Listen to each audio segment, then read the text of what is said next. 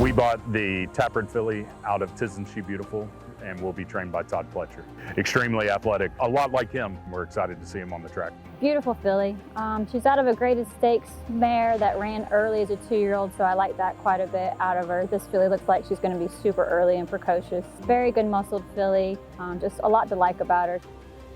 Taproot, standing at Gainesway. Hi, everybody. Dan Illman, Mike Beer, the DRF race of the day for Saturday, March the 26th, a very important Kentucky Derby prep at the Fairgrounds. Race number 12 is the Grade 2 $1 million Louisiana Derby. We're going the daunting distance of 1 mile and 3/16. Let's take a look at this field.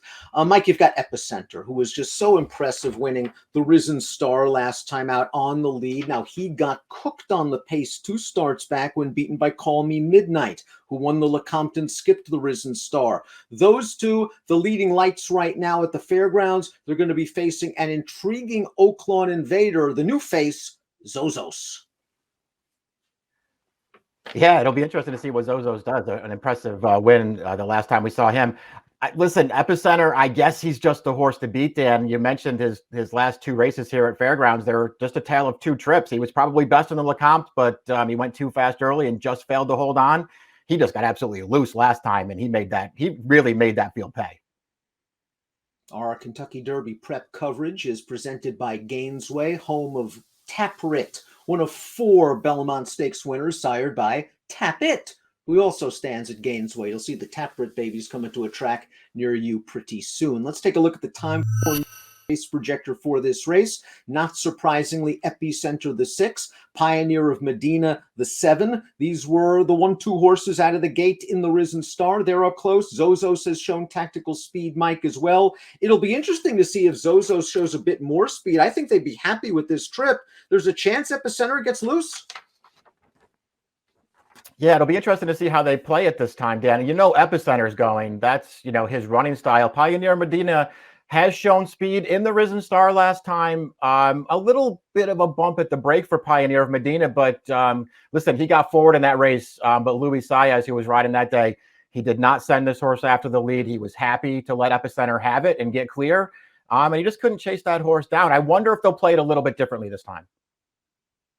The number 1 is Silent Power. This horse was stakes placed at Prairie Meadows as a 2-year-old against restricted competition sprinting, was entered for a tag at the end of last year in November. His last race at Delta Downs, a 2-turn 7 furlong race. He got a fast pace. He passed some tired horses. Going to have to do a lot better stepping up into the Louisiana Derby. It's just a huge step up in class for a horse who's already run 8 times and just hasn't come close to running a race that's going to make him competitive in here, Dan. I didn't really see a way to make a case for him. Trainer Brad Cox sends out the number 2 Zozos, a debut winner at the Fairgrounds to kick off his career. And then last time out, they stretched him out from 6 furlongs to 1 mile and 1/16. And boy, was he impressive. Let's watch Zozos. He's way up close to a very moderate pace. But once he takes over, this is what's known as naming your margin. Yeah, this horse really took a big step forward on the stretch out here, Dan. He was good breaking his maiden. He was more, that was more of a grinded out kind of thing more than anything else. The horse that ran second to him in his debut just sort of got very green and allowed this horse to catch. There was never any question whether he was going to win this race. They put him right up outside the even money favorite after the start of this race, and he blasted that field. I was really, really impressed. This is a huge step up. There are good horses in here. This horse might actually be okay.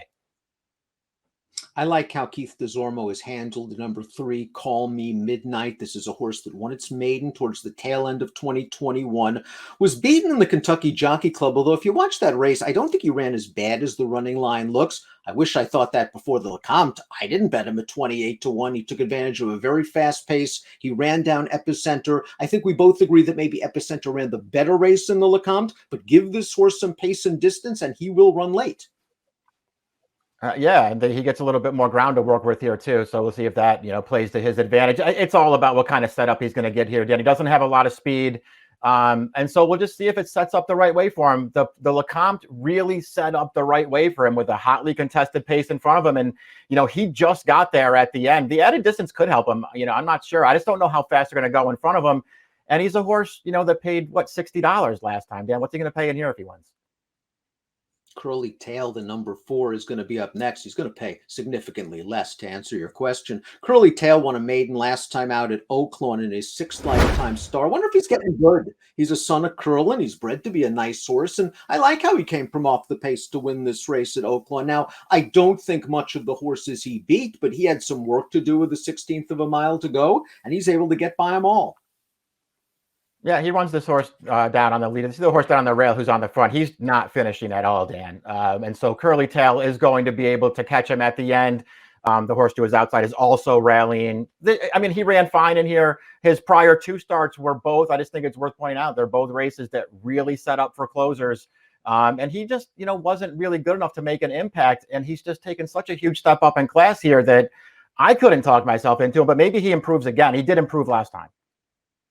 The number 5, Kupuna, is trained by Brett Calhoun, and he benefited from a nice situation 2 starts back. It was a maiden special weight. He got Lasix for the first time. It was just a field that he was supposed to beat on paper, and he was very confidently ridden on the outside, and he won as much the best. He faced a promising horse. Cyberknife's not completely off the Kentucky Derby trail. He came back and beat Kupuna last time out. Kupuna finished ahead of a horse that came back to Buyer 85, went third in a one other then. Needs to take a slight step up. He does, and he's stepping up into a graded stakes race here, Dan, and it's not a soft field by any stretch of the imagination. So it just sort of makes it, it puts him in a situation where he really does have to take a big step forward. I actually feel like there are 4 horses in here who are taking big steps up in class. I feel like he's one of the ones, though, you could sort of take a little bit of a shot with at a big price if you wanted to. Epicenter, the number 6, burst onto the national scene with his victory in the Gun Runner at the Fairgrounds in his final start at 2. He ran so well despite being pressured on the lead when necked by Call Me Midnight in the Lecomte. And last time out in the Risen Star, he had a much better situation. He was able to get to the lead, but Mike, when they turned into the stretch, Joel Rosario was riding this horse full of confidence. This horse merely breezed home to the wire. Yeah, he was ridden with a lot of confidence in there. I mean, listen, part of that was because of the trip. This horse managed to make his way to the lead with no trouble. And again, nobody pressured him up there. He was loose up the backstretch, and Rosario just dictated terms up there. And once they turned into the stretch, he had 2 handfuls of horse. Epicenter did the rest in there. Obviously, it was a really impressive win. When you go back to the Lecomte 2 back, you realize that, he doesn't necessarily need to be loose on the lead to run a good race. I don't know what to say, Dan. He's just the horse to beat right back. This horse has never run a bad race in his life. Pioneer of Medina, in for Todd Pletcher, earned a career best Buyer speed figure by far when beaten by Epicenter in the Risen Star. Was he exposed in that race? He was a big price, 33-1. He was up close to Epicenter, and he couldn't finish with him, and he ended up finishing 4th. Were you disappointed that he gave ground in the stretch? Yeah, I mean, listen, it wasn't a great performance from him. I don't think you would say he was exposed in that race. They didn't get very aggressive with him early. And when you wind up chasing a horse who has a lot left on the lead, that can tend to make you look bad sometimes. I didn't necessarily think this horse looked that bad in there. He just missed holding on for second, as a matter of fact, against 2 pretty good horses that ran second and third. So I thought this horse took another step in the right direction last time. He's very tactical. I don't think the added distance of this race works against him at all. And he's probably going to be a fair price once again. I have no problem with anybody who likes this horse. Both the 8 and the 9 are trained by excellent horsemen. They have chances here at prices. Let's start with the number 8, Gault, who ran in the Holy Bull 2 starts back. He made the lead that day. He was no match for the likes of Wida Barrio and Simplification. In the Fountain of Youth last time out, there was no chance of him making the lead. He broke from post 11, going 1 mile and a 16th at Gulfstream, which is just a terrible post position. I thought he was beginning to gather some steam late on the far turn from the back of the pack. He wasn't going to win, but then he ended up stumbling over a fallen horse, and we don't know what would have happened then. I think he would have run okay, Mike, and his race in the Holy Bull wasn't terrible. Yeah, his Holy Bull wasn't terrible. He's obviously improved since they stretched him out. I just, his Holy Bull I thought was only okay. It didn't do anything necessarily make me want to bet him back, certainly in the Fountain of Youth. But he had plenty of excuses for that last race. So, I guess, Dan, if you were a fan of his going into the Fountain of Youth, I just don't see any reason why you would get off him now. He's going to be a good price in here. He should be forward in this race, and maybe he can improve again. And Rattle and Roll, who was 9-2 in the Fountain of Youth, despite the fact that he was running off of a very lengthy layoff, This is a horse that I think you could make plenty of excuses for that race in the Fountain of Youth. Not only the built-in one, the layoff. I just don't think horses with his running style prosper at Gulfstream Park. He passed a couple of tired horses in the stretch. This horse looked so good and win the Breeders' Futurity in his final start at 2. He missed the Breeders' Cup, unfortunately, with a little bit of a problem. It's quite possible he'll be a lot sharper second off the layoff. Yeah, that's what you have to hope for if you like him. And I kind of like him in this race. I just want to give him one more chance. His Fountain Youth wasn't great. You mentioned all the excuses for him there. I did appreciate the fact that after getting outrun early in there, he made a little bit of a move up the backstretch, got himself sort of in behind the leaders around that second turn. He just didn't really have any kick through the stretch there, but felt kind of like a situation where he needed the race. I really liked his races as a 2-year-old, and I think he showed a lot of talent. I'd be willing to give him one more chance in here. And that's where you're going as we take a look at our top picks for the Saturday race of the day, the Louisiana Derby. Rattle and Roll. He should be a nice price in here, and he might get a little bit of pace. And I actually think the 1 3/16 is going to be good for him. I just like the way he has that cruising speed on the turn, at least the way he showed at the Breeders' Futurity. I think he could finish. You're going 9-6. I hate to chalk out with Epicenter. I just think he's going to control this thing once more, and he was just very, very visually impressive. Yeah, he's the horse to beat in here, no doubt, Dan. He's been good in all of his races. I'm not way against the Epicenter. I just wanted to give Rattle and Roll one more. I think he deserves another. He deserves one more chance, second time out as a 3-year-old.